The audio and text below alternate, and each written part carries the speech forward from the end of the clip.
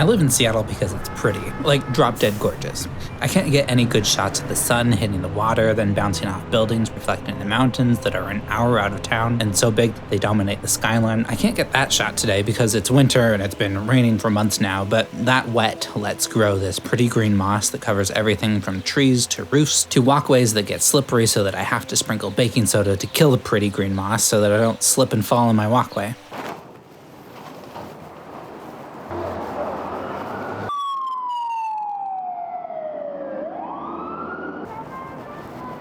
I've lived in Seattle for 10 years now, and I'm always finding new things to do and to explore, especially with a 2-year-old now.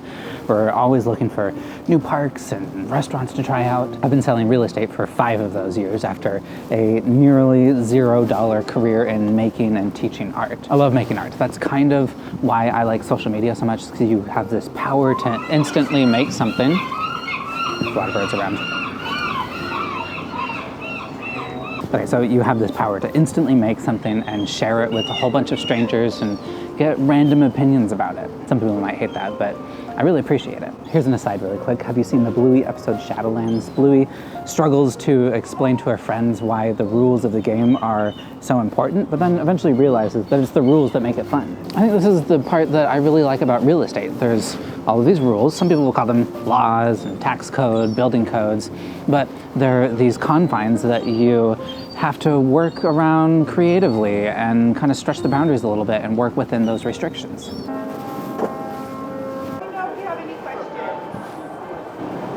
Anyways, Seattle is fun. Today I'm in Pike Place because more is an opportunity to talk about how most people that live in Seattle don't go to Pike Place that often, except to take photos for social media. There is a lot of housing down here, but it's expensive. Rent is high, the grocery stores are all fancy, so food is expensive. I toured a lot of the condos down here, and most of them only allow you the option to buy a parking spot if you're buying one of the 2-bedroom units. So not only do you have to buy a more expensive home, but then you have to buy the parking spot on top of it. And yeah, it gets to be a lot. Pike Place is beautiful, and it's really fun to visit. It's a cool 117-year-old public market with underground shops and labyrinth alleys. I haven't even seen all of the storefronts of all of the shops here, let alone been to them all. There used to be an elevated highway going in front of Pike Place, but they tore that down a few years ago, and now there's a tunnel freeing up the waterfront to become another tourist mecca. Okay, it actually is raining kind of hard. And I think my jacket is failing. I'm getting wet and I definitely need a new one. My favorite Seattle wear is a waterproof jacket and a down puffy coat. Not the most stylish, but it's lightweight, warm, and dry. At least enough for whatever Seattle can throw at you.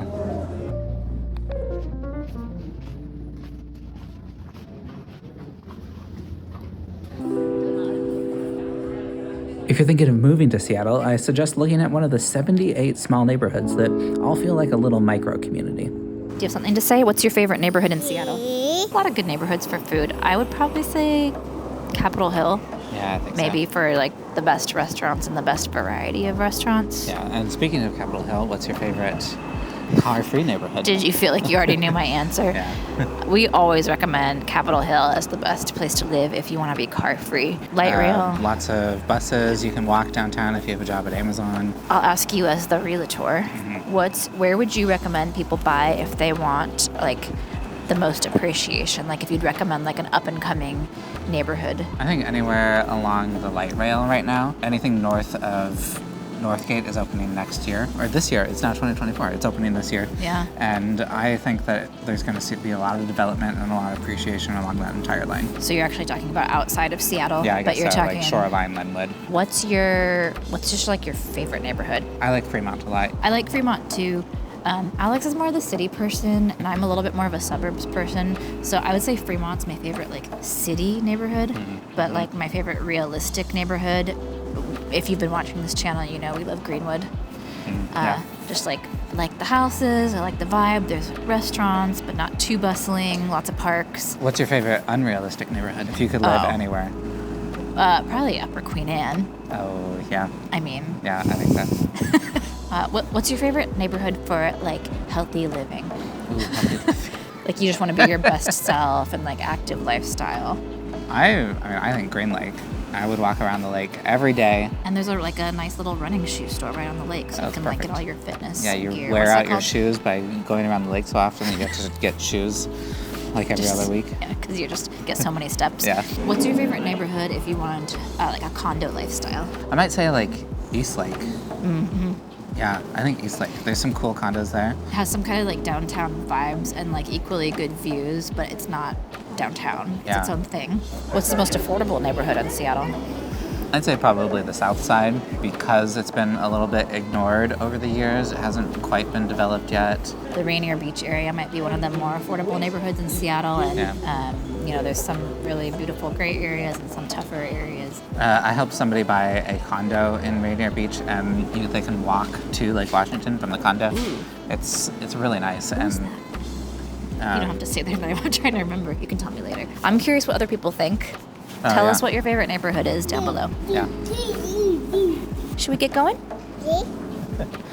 I've been a realtor going on 5 years now, and I've seen how the price of housing has shot up through the roof just in that short time.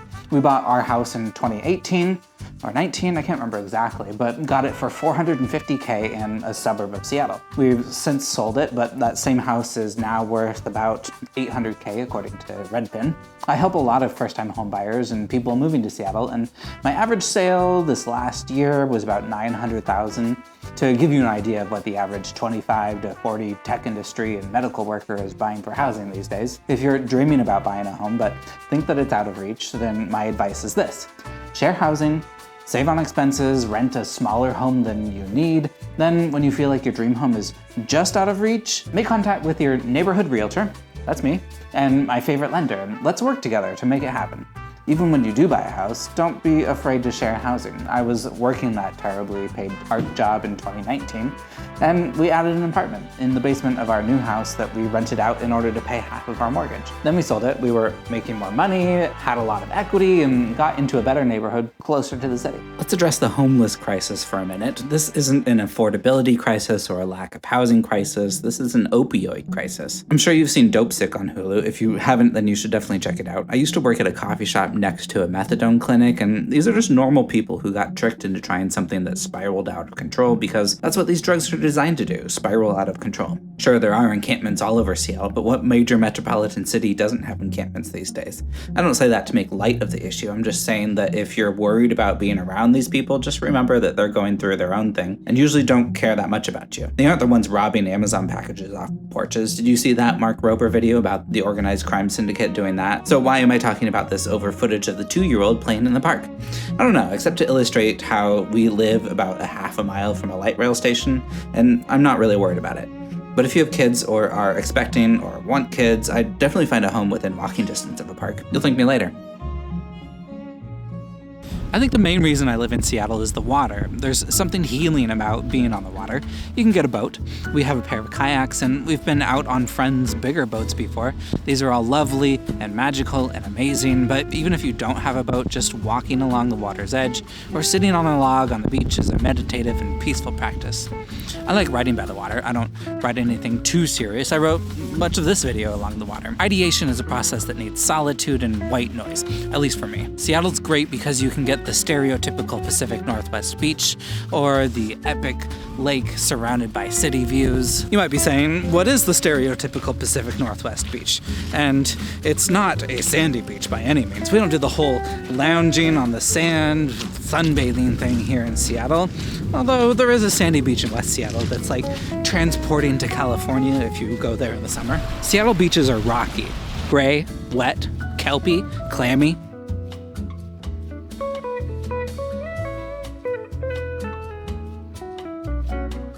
So if you're looking to make a home in Seattle, send me a message. Bye.